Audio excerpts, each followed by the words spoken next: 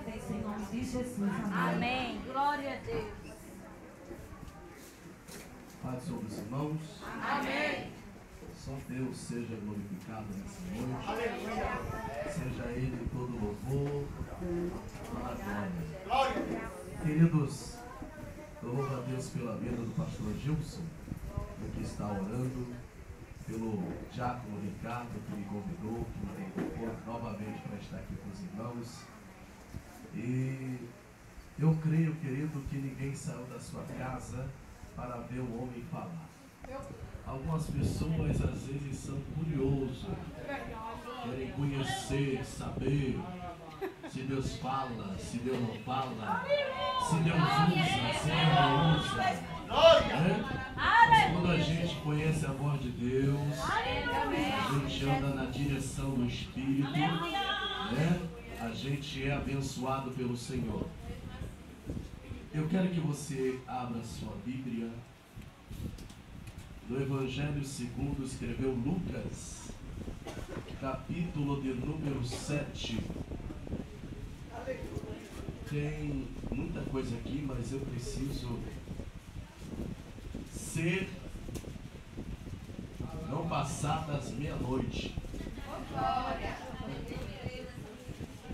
Evangelho segundo escreveu Lucas aos gregos, capítulo de número 7, versículo de número 11. Glória ao nome do Senhor.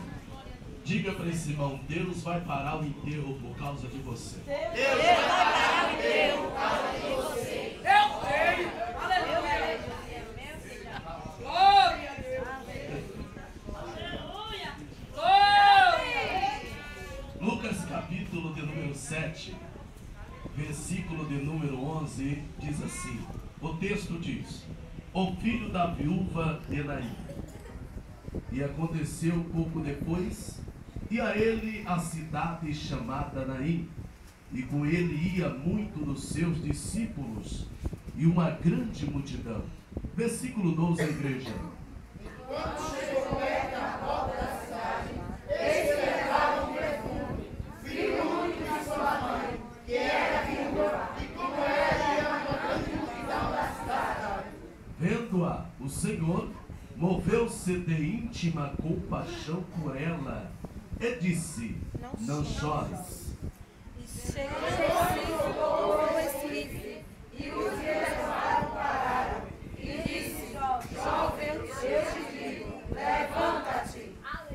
E o defunto assentou-se e começou a falar, e entregou a sua mãe. Versículo 16. E todos se apoderou, e glorificaram a Deus, dizendo: um grande profeta se levantou entre nós, e Deus visitou o seu povo. E corria dele esta fama por toda a Judéia e por toda a terra circunvizinha. Diga mais uma vez para essa pessoa: Deus vai parar o enterro por causa de você. Deus vai parar o enterro por causa de você. Sempre dando glória a Deus.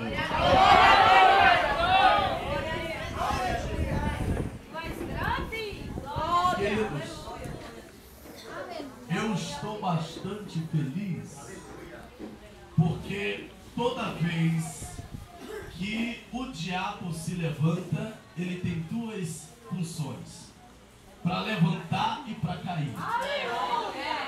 E quando o cristão, servo de Deus, está em meio a uma grande luta, é sinal também que vem uma grande vitória. O dia, eu já vou entrar na mensagem, porque eu preciso entregar algo aqui, essa irmãzinha. O dia que você está mais alegre é o dia que o diabo vai fazer de tudo para roubar a sua alegria. Ele vai usar todos os tipos de pessoas, seja ímpio, seja crente, seja não crente.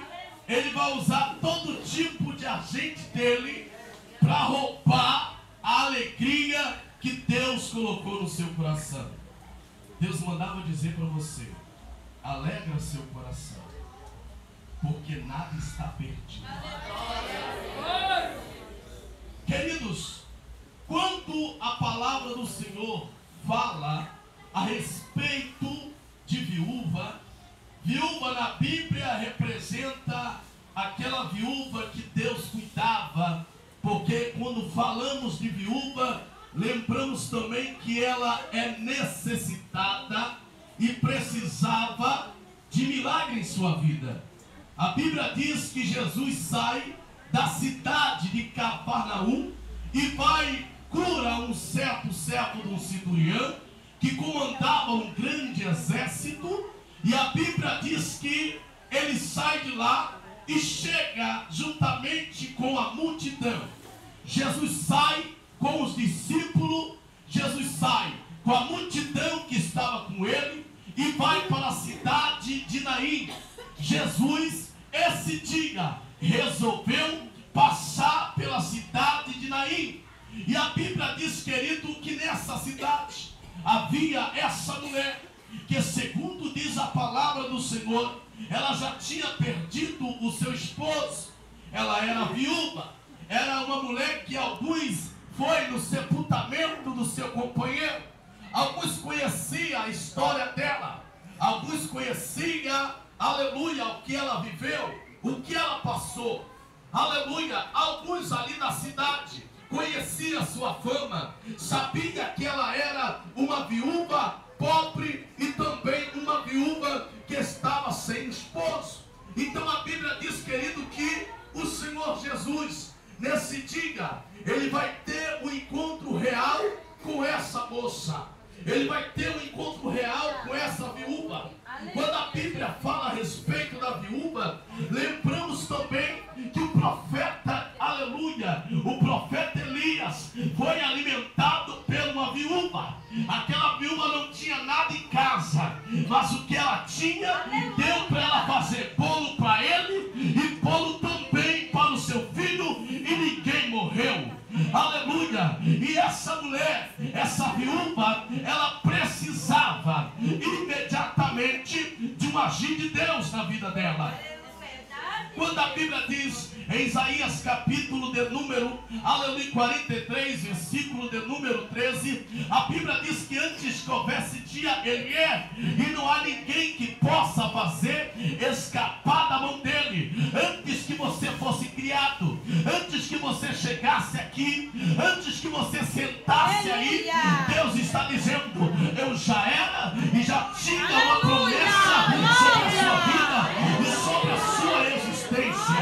Quando a palavra do Senhor diz, querido, aleluia, essa mulher, essa viúva, ela estava abandonada por algumas pessoas do seu bairro, da sua aldeia onde ela morava. Todo mundo conhecia a história dela, uma história de tristeza, uma história de lágrima, uma história de perca, projeto destruído, família destruída, e para muitos ali, aleluia, não tinha jeito. Jesus não tinha ainda chegado na casa dela, na cidade onde ela estava. Quando a palavra do Senhor diz que uma multidão vem com Jesus, a multidão que vem com Jesus era aquela multidão do Pentecoste, era aquela multidão que dava glória a Deus e aleluia, era aquela multidão da alegria, era aquela multidão que sabia quem era o Messias e sabia quem era ele e que ele tinha poder para fazer o que bem queria. Mas a Bíblia diz, querido, que a multidão que estava com essa viúva não tinha alegria, não tinha harpa na mão para louvar a Deus, não tinha louvores para dar a Deus, porque o seu canto, aleluia, a sua boca só expressava tristeza, o seu coração só expressava depressão, e ela estava numa situação tão precária que algumas pessoas olharam para ela e não acreditavam, aleluia, que Jesus poderia, aleluia, mudar a história dela. E segundo a palavra, querido, todo judeu tinha que ter uma história. O filho era um legado, o filho era uma herança que o pai ou a mãe tinha que deixar nos seus dias. Então a Bíblia diz que agora ela passa pelo momento tão trágico, tão difícil, que ela vai chorar diante da situação. E uma das coisas que chama a atenção de Deus é quando alguém está derramando lágrima, é quando alguém está se quebrantando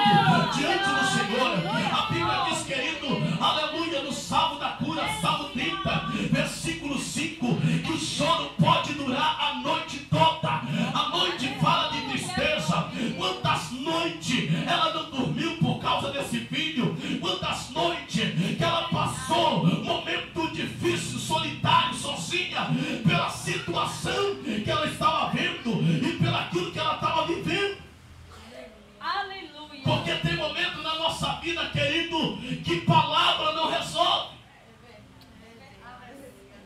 Que opiniões de pessoas não resolve. Vai ter um momento na sua vida que as pessoas vão deixar você sozinho. Aleluia, Jesus. Elas não vão entender o teu sofrimento, porque elas não passaram ainda. Aleluia, Jesus. Então elas vão criar na mentalidade dela e dizer assim: isso aí é pecado. Deus grande. Que você está vivendo, isso é pecado, você pecou. Mesmo assim. Jesus. Aleluia! Serve de aleluia, viu? Eu tenho uma mensagem depois para aquele menininho que deu uma palavra aqui, um adolescente. Esse menino vai longe. Ele vai longe. Meu Deus, segura Jesus. A Bíblia diz, querido, aleluia, o que Jó estava passando não era pecado. O que Jó estava passando era permissão de Deus. Existe a vontade de Deus e existe a permissão de Deus. Deus queria provar para o diabo que não era, Jó não estava interessado no que era material. Jó ia servir a Deus, aleluia, mesmo dentro da prova, mesmo sem nada, ele ia continuar dizendo: eu sei que meu Redentor vive e sobrevive, vai se levantar. Quer ver? Essa viúva, ela não fez como a mulher de Jó, a esposa de Jó, que ela disse assim: amaldiçoa teu Deus e morre. Aleluia. Aleluia. Sabe por que você está passando por isso? Porque você ainda não teve experiência com Deus. Aleluia. Porque o seu coração está no material. Aleluia. E Deus sabe. Porque se você tiver uma vida boa, você nunca vai estar preparado para o dia da aflição. E você vai dizer: tudo mil maravilha, não preciso ir para a igreja, Cristo em casa. Aleluia. Aí Deus diz assim: vou soprar o vento. Aí, opa, vou para a igreja. Vou trancar as portas, opa, vou para a igreja. Já pegou na alça de 10 caixões de sua casa. Ninguém gosta de perder, irmão.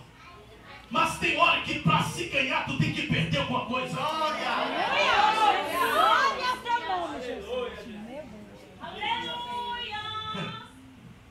Aí, querido, essa viúva, Deus, a Bíblia diz que Deus é pai dos órfãos e das viúvas. Ela estava precisando